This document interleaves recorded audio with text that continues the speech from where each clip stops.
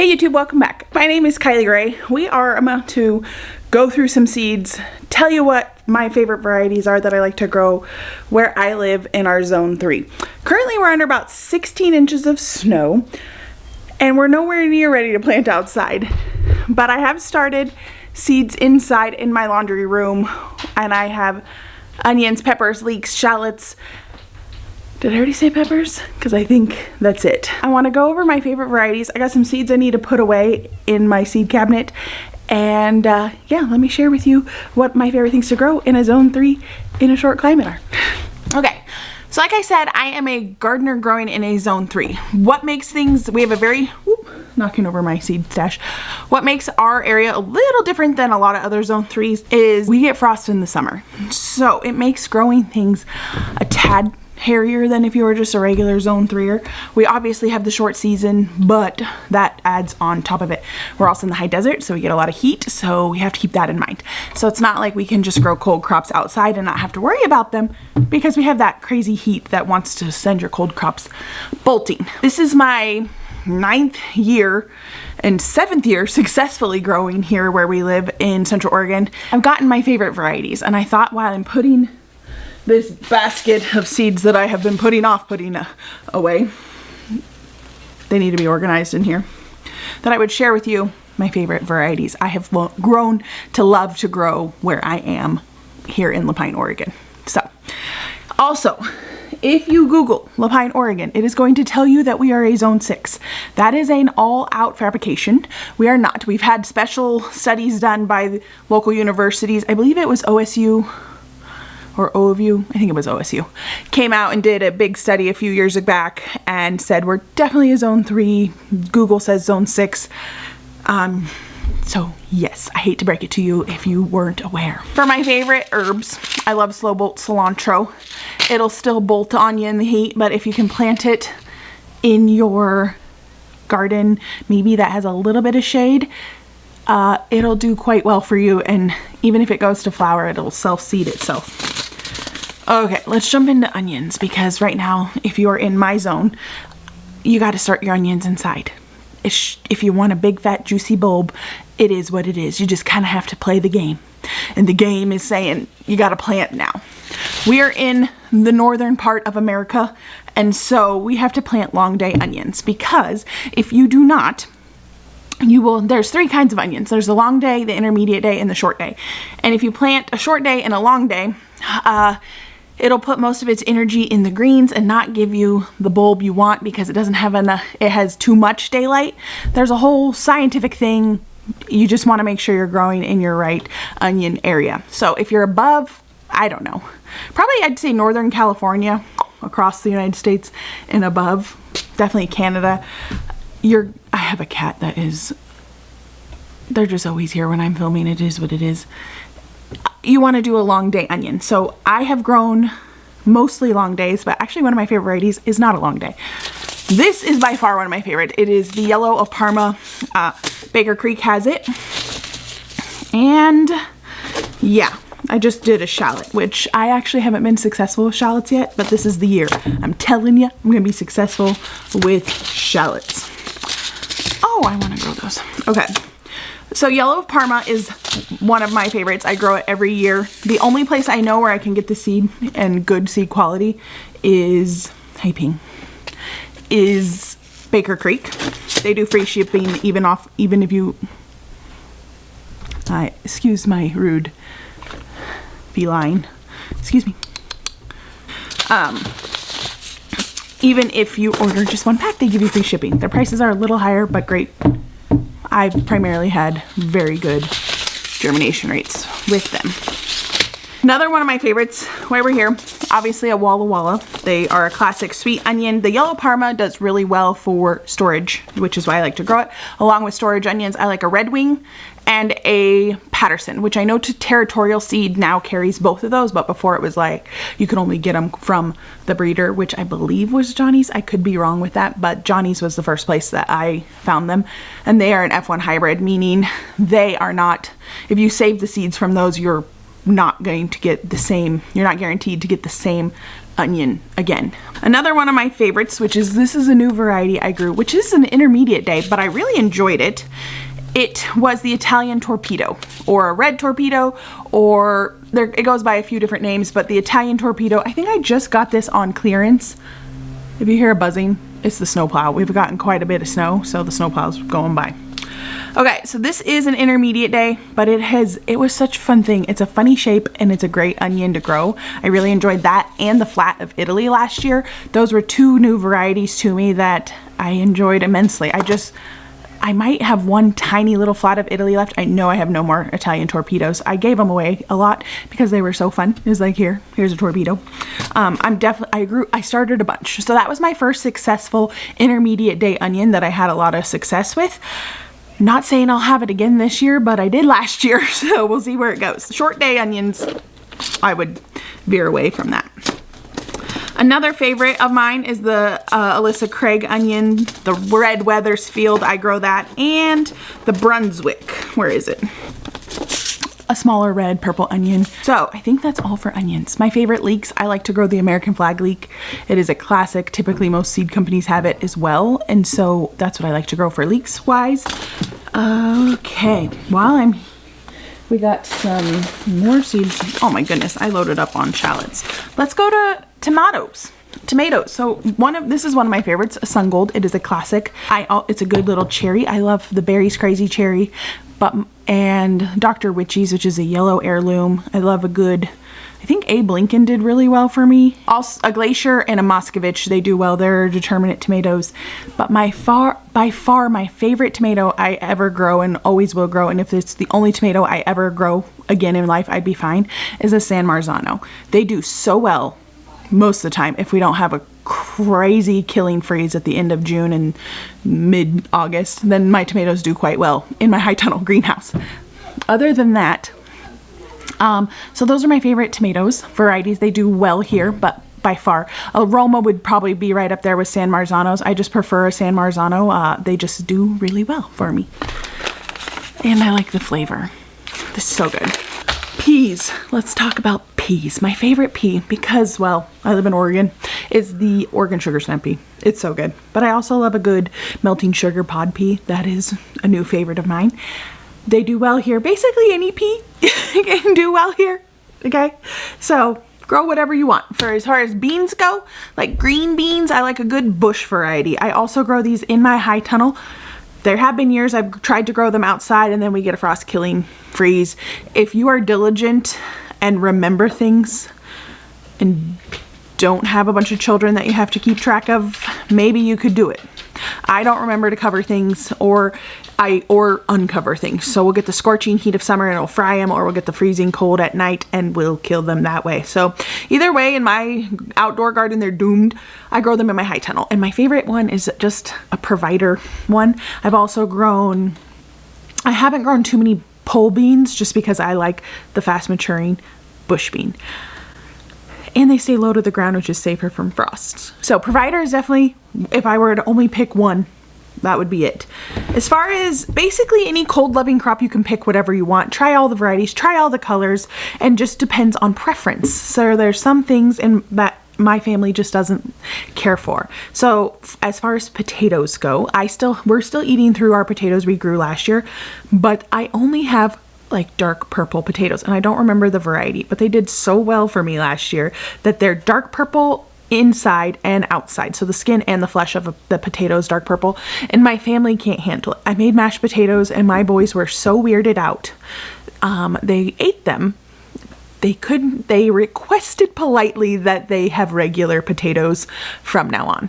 They don't care if it's the red potatoes with like a red Pontiac or Potomac, whatever you want to call it. Inside the flesh is cream or white.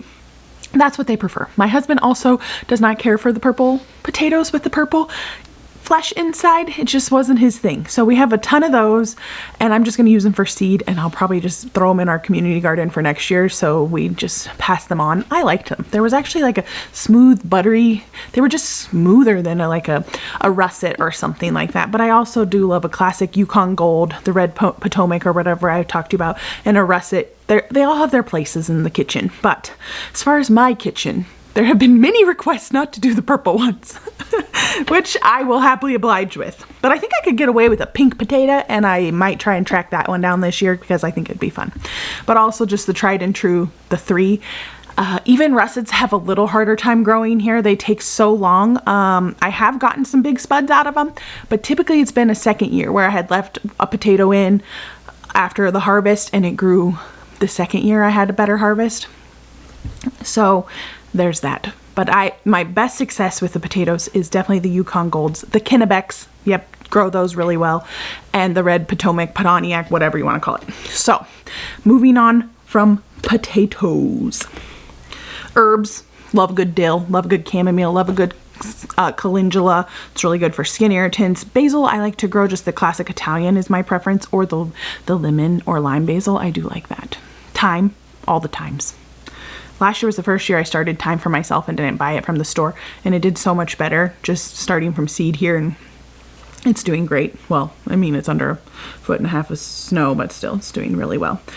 Far as lettuces go, my favorite variety of lettuce is romaines and the butter crunch lettuce, which I think is a variety of romaine. I do love a good mix, but I find myself wanting the crunch of a romaine and that dark green of a romaine as well, and I'll mix it in with my lettuce mixes. I don't tend to like the texture of just lettuce mixes, but that's a flavor and texture preference, not necessarily what grows well. Basically, every lettuce I've ever tried did really well here.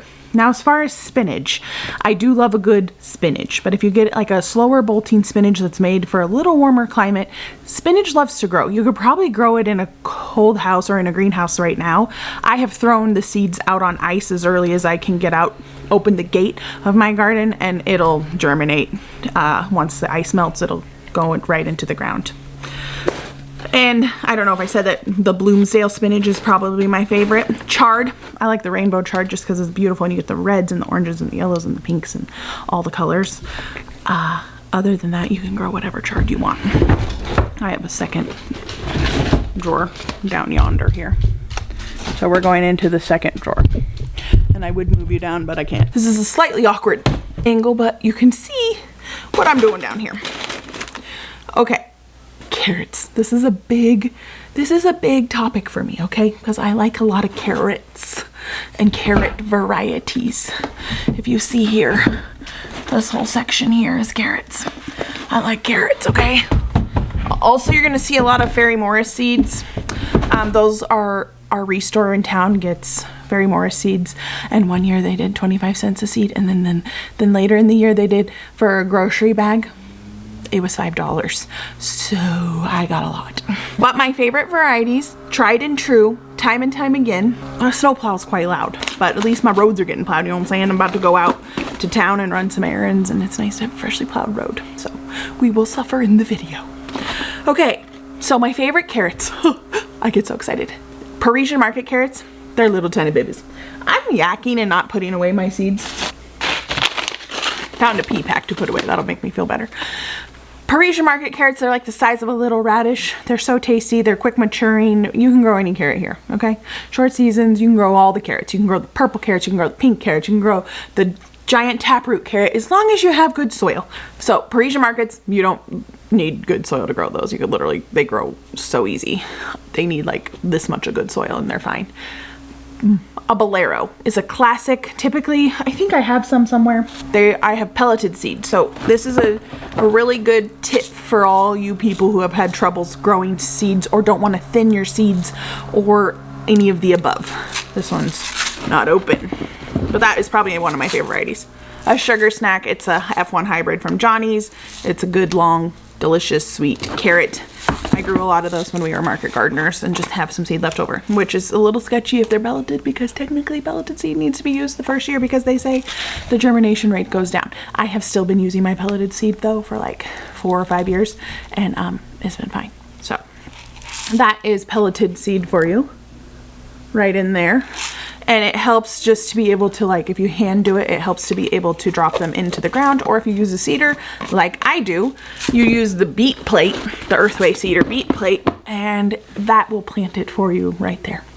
So the clay coating will gunk up your cedar, and it is a pain in the booty because you have to clean it out, and I need to clean mine out really well this year. So you kind of have to like take it apart. So Parisians are great for great snacking. My kids love them. I grew the Oxheart last year, which is a short fat one. Great. Like, we loved that. The Bolero's a wonderful storage carrot and the sugar snack. And I have been dabbling in more heirloom varieties, like a good Danver. It's a classic carrot. Those are a great one to grow. Those are also a storage variety. Because of our climate, we can grow a lot of storage crops, which is really great. So, and not all crops are created storage, so you have to be mindful of that. If you're growing like a sweet onion, they're not going to want to store for very long. If you're growing a sweeter carrot, they're not going to want to store for very long. You have to keep that in mind. My boys, I tell you this in almost every video, they're playing. I strategically film when they're outside playing, and there's 16 inches of fresh powder out there, and they are living their best life. So you are going to hear some boys that are just living their best life. All right, melons. If you grow a melon, I like to grow the Sugar Baby, quick maturing. Cucumbers, Armenian cucumber, love it. Regular pickling cucumber, love it. Also, I grow that in the greenhouse. Beets. Okay, I've tried these. Have you tried these? These mango beets? Yeah, they're crazy. They do quite well here. I have never gotten one that huge, but I've also haven't been growing them in the last few years. I like a classic red ace beet or a Detroit beet or even a golden beet. Or I even grown, is there an albino beet? Yes, there is. So I've grown all of these things. Though I do confuse this albino beet with a radish because they look like white radishes. Squashes. Anything that's less than like 45 days or 50 days I like to grow, which to me has been the sugar or the Dixie squash, the classic Black Beauty, zucchini. I've even grown these ones that did really well for me one year. The Tromboncino squashes did great. And I even got some honey boats.